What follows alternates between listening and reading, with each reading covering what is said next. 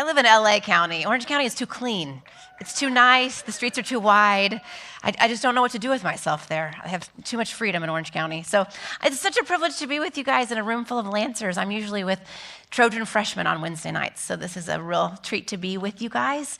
So tonight we're going to talk about this idea of like your 20s are for training. That's how I've titled it. So how many of you guys have ever learned something the hard way? Anybody in this room? Is it just me? No, I'm not alone. So you didn't ask for advice, you thought you knew, and then it ended up costing you maybe more time, maybe impacted your bank account a little bit, maybe caused some physical bruises, I'm not quite sure. But a silly example of this in my own life that actually happens multiple times a week is my roommate's drumming hobby, which is completely my fault because she turned 40 and decided that she wanted to drum. And I was like, let's let 40-year-olds' dreams come true, not just 20-year-olds. And so I asked some of our USC alums who drum. I was like, which drum set do you recommend? How loud is the drum set? Oh gosh, Erin, it's not loud at all. You won't even hear it. Well, they were liars. And so I hear it a lot. And so I learned the hard way that you never ask a drummer how loud the drums are. You ask their mom, their dad, their sister, their brother, anyone else, maybe even their animals, their cats. Never ask that person. So sometimes I'll look at myself in the mirror and say, you have no one to blame but yourself. This was your idea and you made this happen. But there's a lot of other things I could stand up here and talk to you about of things that I have learned the hard way. Financial decisions, car decisions, handling family conflict, dating, friendships, all sorts of things. I have tripped myself up. I have scars to prove it and regrets along the way. And I think had I asked for input, I wouldn't have that unnecessary pain in my life. But I chose to learn the hard way, right?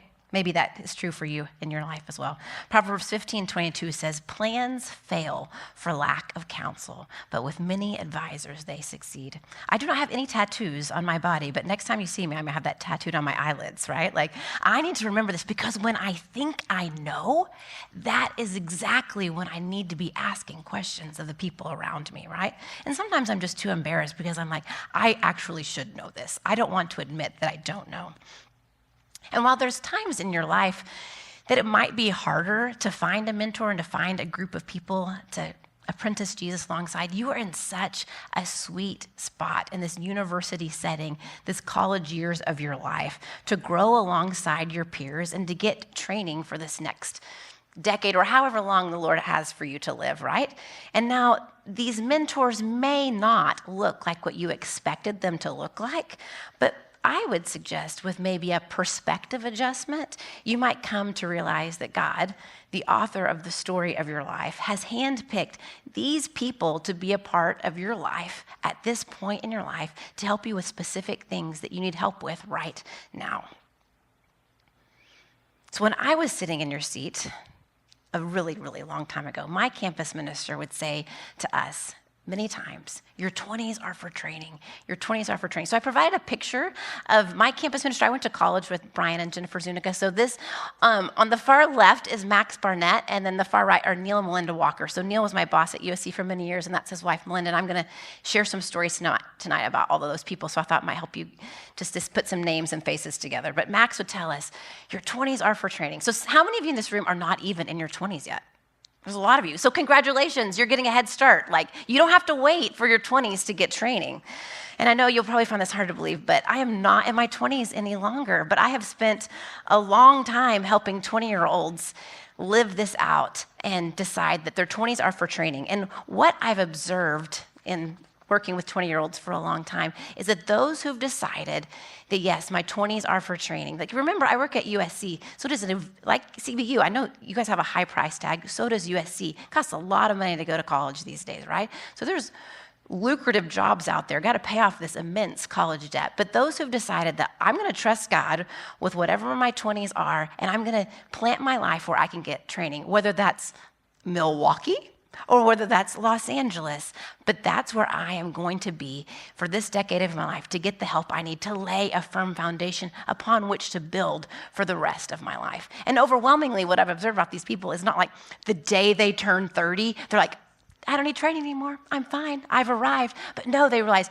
this is actually just the launch pad. I'm going to need training for the rest of my life. But this particular decade in which you're building the foundation of building the rest of your life is so, so, so important. And I know that nothing I say tonight is going to convince you that you need training.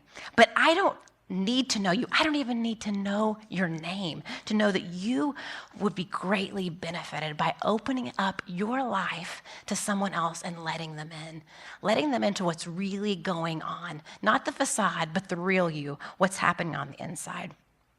And it doesn't have to be someone who's immensely older than you, just someone who's a little bit farther down in their journey of faith, right?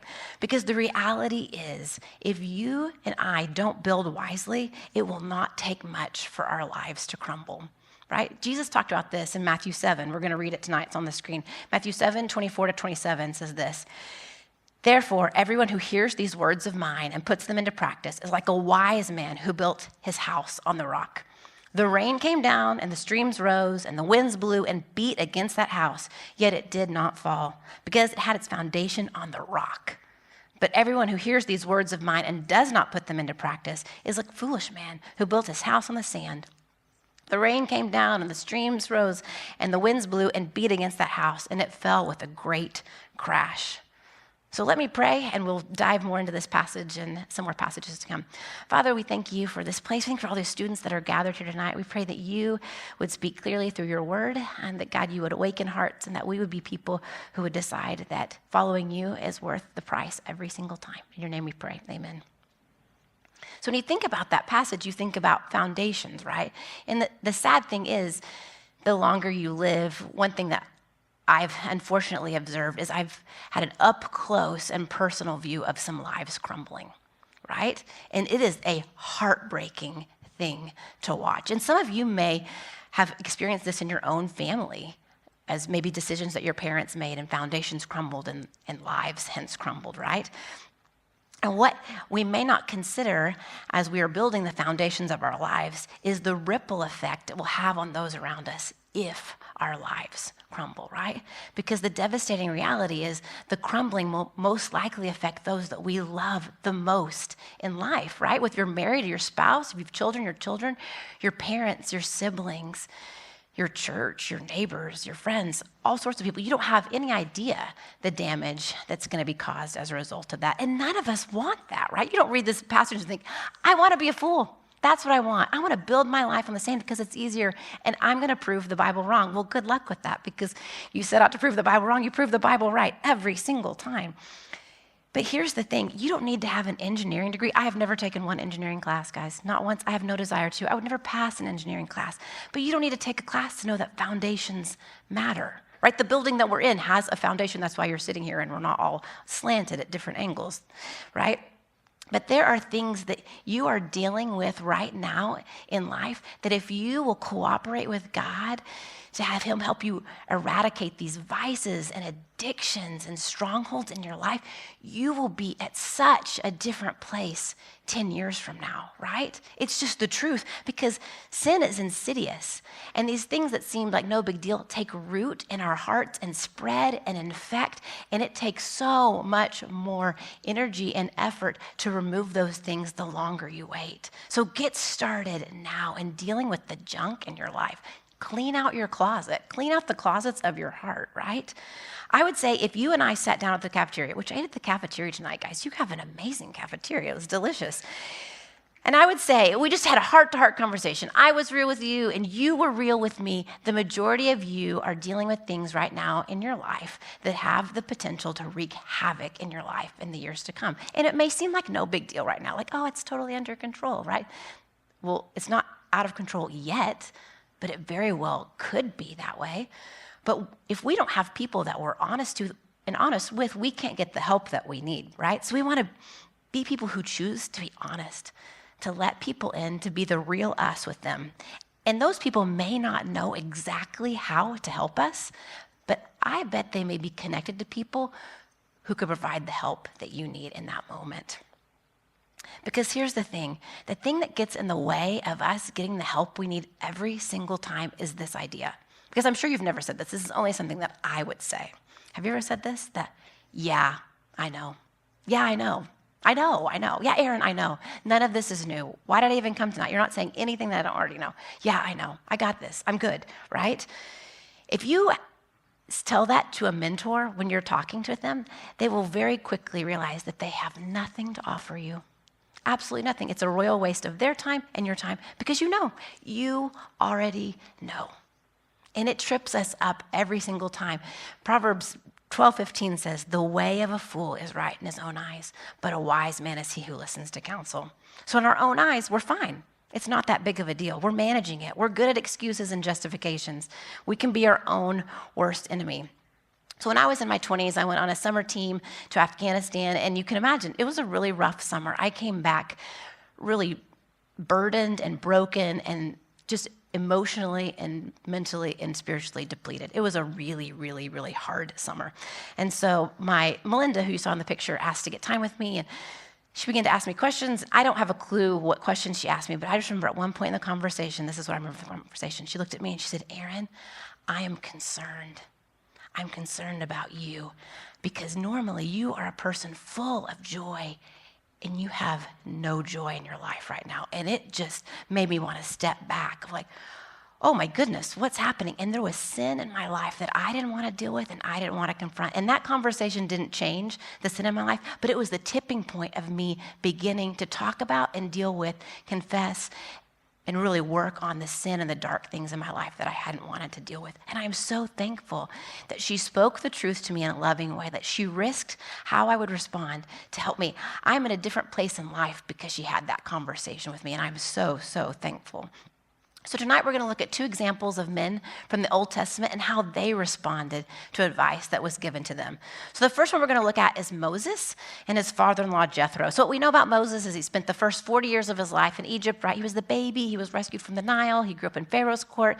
Well, then he murdered a man, right? So he's out. He can't go back to Pharaoh's court. And so the next 40 years he's in Midian. His father-in-law is Jethro, and he's with the sheep, right? So he's about 80 years old when God speaks to him from the burning bush, and he goes before Pharaoh. The plagues, we know all this, the parting of the Red Sea has just happened. So we're entering the story in Exodus 18, and Jethro meets up with Moses. And so Jethro gets to hear this firsthand account from Moses about what God did with Pharaoh, how God parted the Red Sea. And this was his response in Exodus 18, verse 9.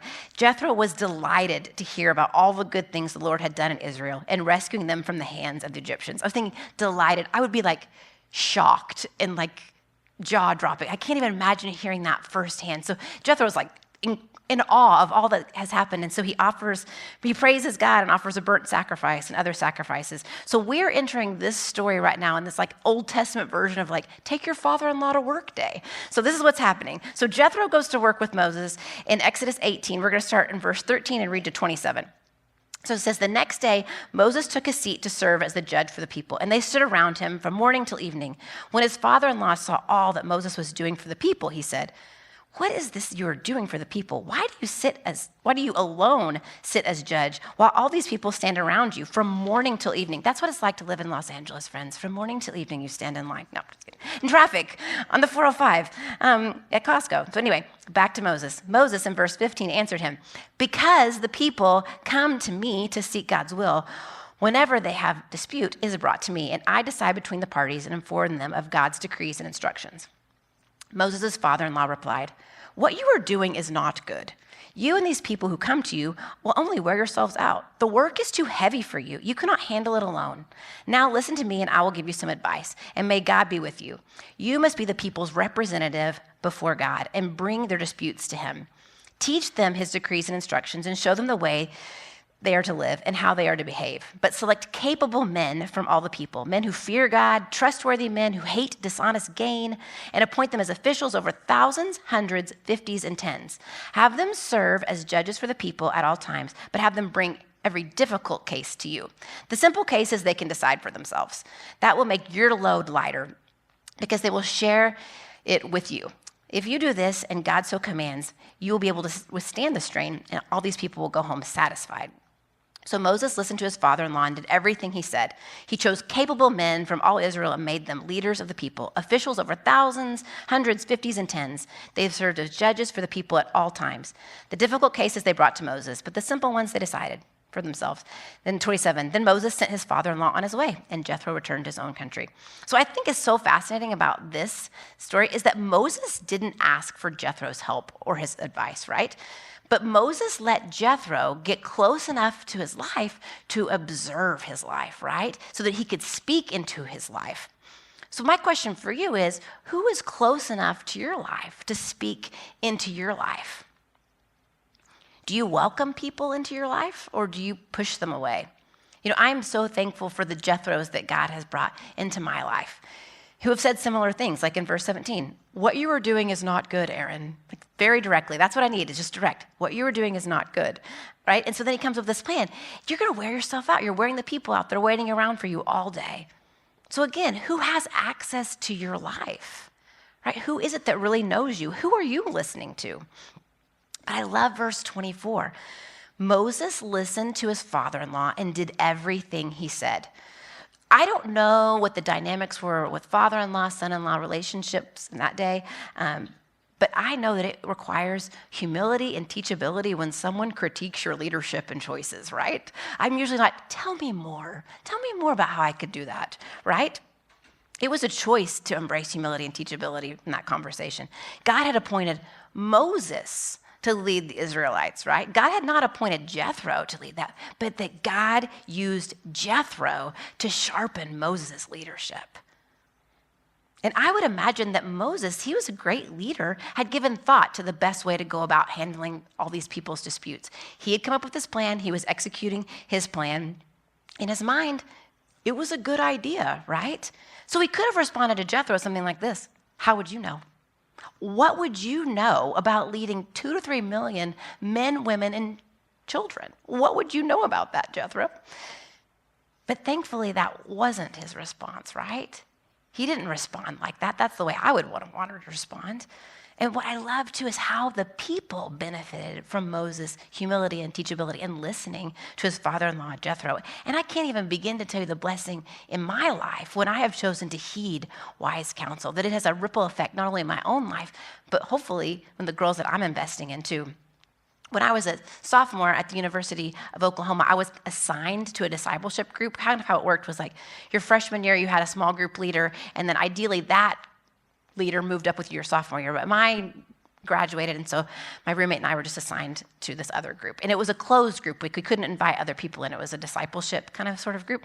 And so Kara was my leader, and I loved Kara. She was a senior, and I was a sophomore. And we were very different people, but I really, really respected her. So that spring, we went on a spring break trip, and then afterwards, she and I met up at the student union, and I will never forget the conversation because she held a mirror to my life, just like Melinda had, and said, Erin, you have so much potential, but you are wasting your life because you are consumed with yourself. And you have an opportunity. It's called just halfway over. How do you want to live differently? And I'm so thankful she had that conversation. I look back with such gratitude. That conversation happened before any of you were born, but that God has used it in my life. And my second half of college was so different than my first. And I'm so thankful that Kara risked giving me input that I didn't ask for, right? I didn't ask, what do you see in my life?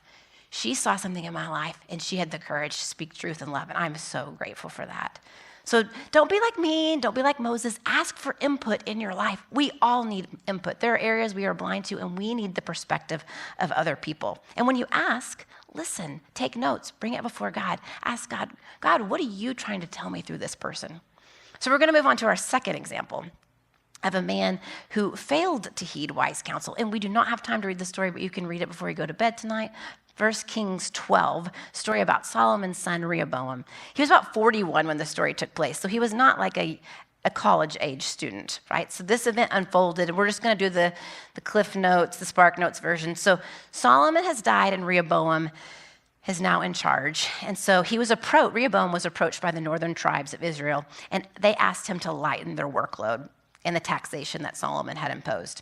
And so Rehoboam first sought counsel from these experienced elders that were serving when his father was alive. And they advised him, these elders said, okay, if you will serve the people and speak kindly to them, they will remain loyal to you. But Rehoboam decided he wanted to seek some advice from these younger men that he had grown up with who were serving alongside him. And so they answered him, oh no, don't do that, Rehoboam. Answer the people harshly. Essentially, remind them who's in charge. Assert your authority by stating you can make their yoke even harder. So he followed his friend's suggestions, and he answered harshly, and he promised to make their yoke even heavier. And this choice led to the division of the United Kingdom into Israel into two separate kingdoms, right? So what we see in Rehoboam is true in all of us. It's so true in me, is that I tend to go to people for advice who will tell me what I want to hear, right? I want validation. I want a stamp of approval. Again, we look at Proverbs 12:15, right? The way of a fool is right in his own eyes. And I'll be the first to admit I do not like being wrong. Like I walk throughout my day assuming that I am right all day long until I bump into a situation or a conversation or maybe even a person that reminds me, you could be wrong or you definitely are wrong, right? And all of us are given opportunities each and every day to respond like Moses when Jethro gave him some feedback that he didn't expect, right? Or to respond like Rehoboam in arrogance and thinking that we know more. Remember that attitude that we talked about? That, yeah, I know. Yeah, I know. I got this. I know, right? And we all know that both Rehoboam and Moses were these sinful, flawed men, right? Like they were not perfect leaders. But just like the foundation of our lives that we are building matters more than just for our life, those under Moses and Rehoboam were greatly impacted by the choice of their decisions and who they listened to. So if your 20s are for training, who could you begin to get training from? Who could you begin to get help from? Who is close enough to your life to observe and to give input into your life? And it doesn't need to be someone like Jethro. I don't know how old Jethro was, but I would imagine he was pretty old. It may be someone later in life, they have much to offer. It may be someone who's around your age or just a little bit older than you. It's been my experience that if I focus on someone's age, then I miss what God wants to teach me, because there are people who are much younger than me that are strength in areas that I am weak, and I have much to learn in life. So if my heart posture is one of humility and teachability, then I don't have to learn things the hard way, guys. It doesn't have to be that way. So I just want to close with some tips from someone who loves investing in young people and who has greatly been blessed by the investment of other people in my own life. So the first thing I would tell you is to pray and ask God for a mentor. God knows what you need at this point in your life. If you think of your life as this like puzzle, then different people are going to put different pieces of the puzzle into your life. And there are things you need at this point in your life that you didn't need when you were in high school and you didn't need in junior high. So in my 20s, the man on the screen, Neil Walker, he and I were meeting one day at Starbucks at USC, and we were having a conversation, and then he just like changed the topic and was like, Erin, I think that you don't understand grace. And I just looked at him and said, I don't think you know me. I just don't think that you really know me, because I'm a Christian, and grace is fundamental to Christianity, and I grew up going to church. So I just think you don't have a clue what you're talking about. And I wish I could respond like Moses with humility and teachability. I didn't. And so he was like, well, think about it. So, because what can you say when someone just lashes out like a porcupine at you? So I just threw some of those barbs. It was not my finest hour. But I couldn't shake the feeling that he was right, that there was something in what he said that was true. So I began to pray about it, and God really helped me see that I did need to learn about grace. And so then I humbly crawled back and was like, okay, will you forgive me? I was wrong. How do I learn about grace? How do I grow in this thing that I thought I already knew about, that I didn't really know anything about? So, but God knew in that moment what I needed was a man like Neil Walker speaking truth to me in that moment, and I'm so thankful that he did. So pray and ask God for a mentor. The second thing I would say is while you're praying, keep your eyes open, look around, keep walking with God. And I did this a few years ago. I was a part of BSF Bible Study Fellowship, and I really loved my leader, and I wanted more one-on-one time with her. So I asked if we could meet up, and we met up at Coffee Bean. It was great, but it became apparent in the conversation she didn't have the capacity to meet up with me weekly. So I thanked her for the time, and I just kept praying and asking God to bring a woman into my life to invest in me. So you want to pray and ask God for a mentor. While you're praying, walk with God and keep your eyes open. A third thing I would say is know what you're looking for. You want to look for someone who is walking with God, someone that you can relate to, that you can learn from, someone who's a little bit farther down the road of walking with God than you are.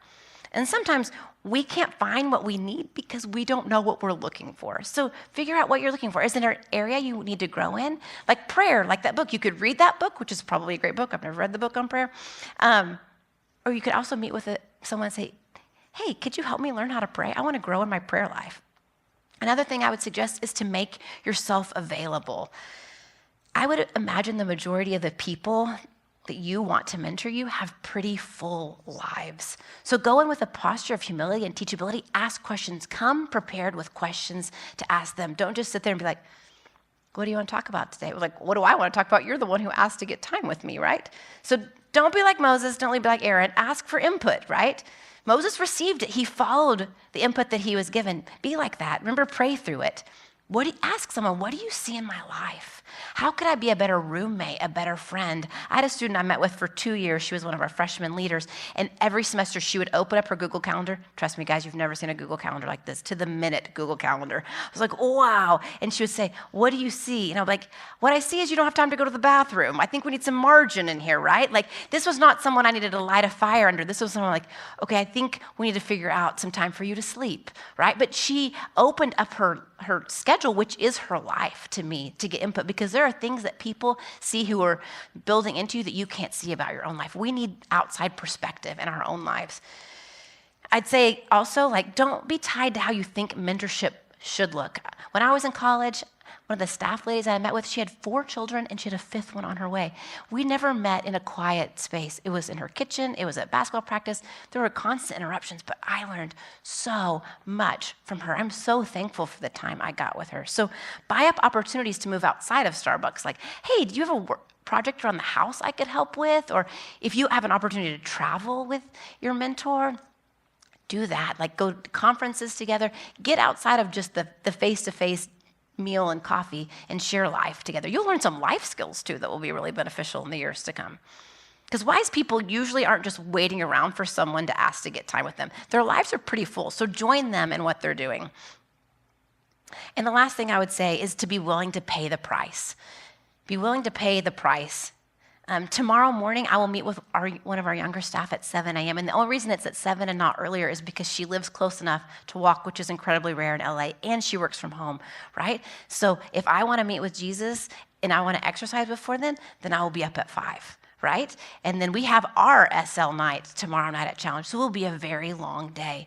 But it's so important for me and for her to get time together. And so just know that it's going to cost you in some ways. It may cost you some sleep. It may cost you saying no to whatever you're into these days, whatever's popular on Netflix. I can't even keep up with it. K-pop Demon Hunters. Am I allowed to say that at CBU? I have not seen it.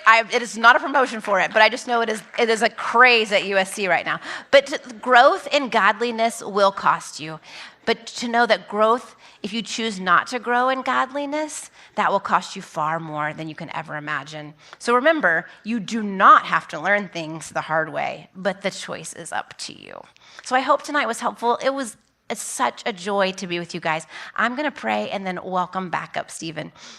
Father, I thank you that you have not left us alone to navigate life, that you have provided a community of believers that to encourage each other and to spur each other on. I pray that we, this people in the room, would be people who would lay a firm foundation in you, Jesus, that we would cooperate with you to eradicate things in our life that are going to trip us up and keep us from following you and pursuing you wholeheartedly. And so I pray that these students would choose teachability and humility in approaching mentors, and that, God, that would just be a flourishing relationship, that something that would characterize the rest of their lives would be people who choose to be learners. And God, I thank you so much for the things that you're doing on this campus and the leaders that they have. And God, it's such a privilege to be here and be a part of it. So we love you and ask these things in your name. Amen. Thank you, Erin.